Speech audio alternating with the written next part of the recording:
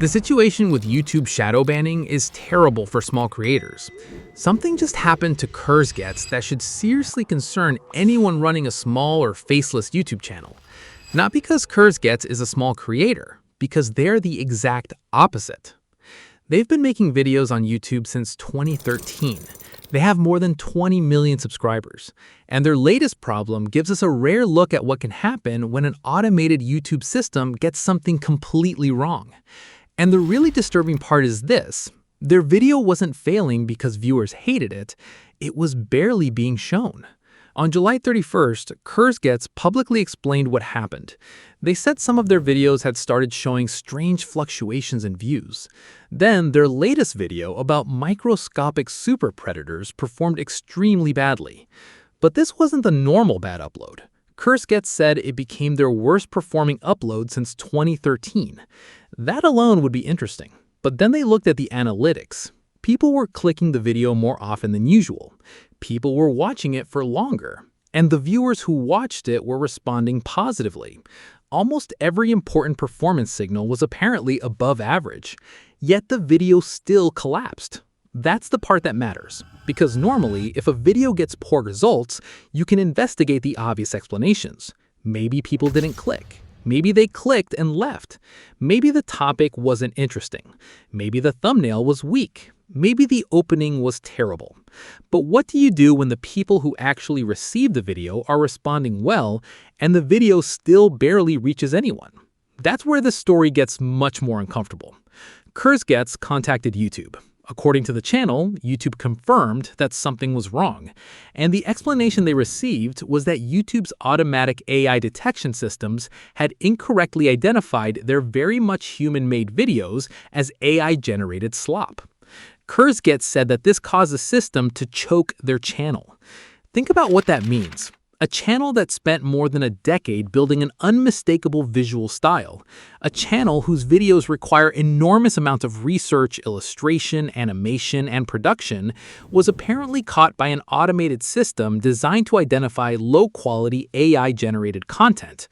And the result looked, from the creator's perspective, remarkably similar to what creators call a shadow ban. The content remained online. The channel remained online. The viewers who found it liked it, but the reach collapsed. That's why I think the Kurzgesagt situation is much more important than simply asking whether YouTube shadow bans creators. The bigger question is this: what happens when YouTube's automated systems are wrong? Because YouTube is dealing with an enormous amount of content, and the platform is increasingly trying to identify and reduce low-quality, repetitive, and mass-produced content. The objective is understandable. There's an enormous amount of low-effort AI-generated content flooding the internet. YouTube has a legitimate reason to try to deal with it. But automated detection has a fundamental weakness. It can make false positives. And Kurzgesagt appears to be an extraordinary example of exactly that problem. The irony is almost absurd. Their distinctive animation style is so recognizable that there are countless creators and AI systems influenced by it. And now a system designed to detect AI-generated content apparently interpreted the original human creators as AI-generated slop.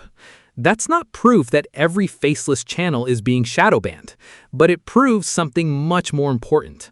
An automated system can make a serious classification error, and the consequence can be distribution. And this is where small creators should pay attention. Because Kurzgesagt had something most of us don't have: direct access to YouTube.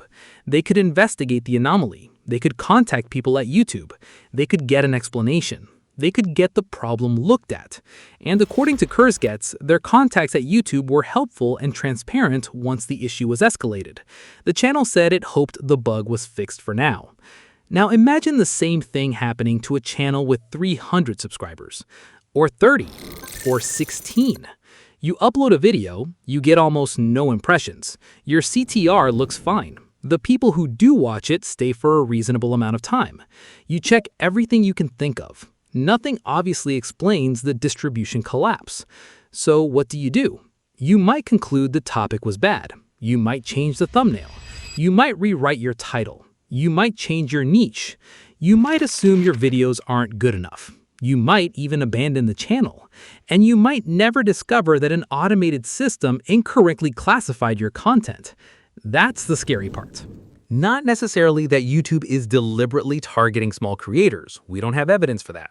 The scary part is that a creator can experience a distribution problem without necessarily knowing what caused it.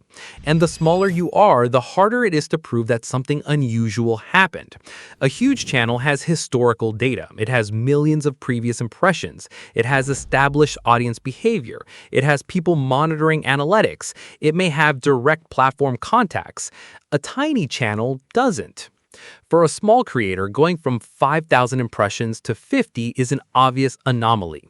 But if you normally get 50 impressions and suddenly get 10, what exactly are you supposed to conclude? That's why the word Shadowban becomes so dangerous. It can describe a real-looking outcome without telling you the actual cause. You could be suppressed, you could have a weak topic, you could have poor packaging, you could be competing against stronger videos, you could have a tiny audience, you could have a recommendation mismatch, or an automated system could simply have made a mistake.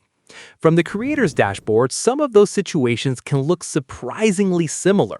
And I've experienced enough strange distribution patterns across my own channels that I don't think it's rational to simply dismiss the possibility. But I also don't think it's rational to call every low impression video a shadow ban. We need evidence. And Kurzgesagt gives us an important piece of that evidence. Their case shows that strong viewer response does not necessarily guarantee normal distribution if another automated system interferes upstream. That's the key lesson. The recommendation system doesn't operate in a vacuum. There are multiple systems interacting with your content, and if one of those systems incorrectly classifies your video, the recommendation system may be working with a bad input. Then you can sit there staring at your CTR and retention, wondering why the algorithm hates you. But the problem may exist somewhere else, and that creates a brutal situation for small creators. You don't just need to make good videos. You need the platform to correctly understand what your videos are. And if you're running a faceless channel, that deserves even more attention, because faceless content often relies heavily on combinations of voiceover, stock footage, animation, graphics, AI-assisted tools, and standardized production workflows. Those characteristics can overlap with the surface-level patterns that automated systems may associate with mass-produced content. That does not mean faceless content is automatically being suppressed. It means the risk of being misunderstood deserves investigation. So, what should we actually do? First, stop treating low impressions as proof of a shadow ban, but also stop treating them as proof that your content is simply bad. Look for patterns. Compare multiple uploads. Check impressions. Check traffic sources. Check CTR in context. Check retention. Look at whether the people who actually receive the video respond positively. Look for sudden changes from your normal baseline and document everything, because one bad video proves almost nothing, but a repeated pattern across multiple videos becomes evidence worth investigating. And if something looks genuinely abnormal, don't immediately start changing your entire channel. Preserve the data. Compare the affected videos with your normal uploads. And if you have access to YouTube support, ask specific questions rather than simply saying, "Am I shadow banned?" Ask what changed. Ask whether there are restrictions. Ask whether the videos are being recommended normally. Ask whether there is an automated classification affecting distribution. You want an answer that can actually be tested, because here's what Kurzgesagt has unintentionally demonstrated. Even one of the biggest educational channels on YouTube can be misclassified by an automated system. And if that can happen to them, we should at least acknowledge the possibility that smaller creators can experience similar false positives without ever knowing what happened. That doesn't mean YouTube is secretly sitting there deciding which small creators deserve to fail. It means something more uncomfortable. The system can be wrong. And when the system is wrong, the biggest creators have a much better chance of finding out. The smallest creators may simply see their impressions disappear and assume they're the problem. So what's the hope? I don't think the answer is to panic about AI detection, and I don't think the answer is to stop using faceless formats.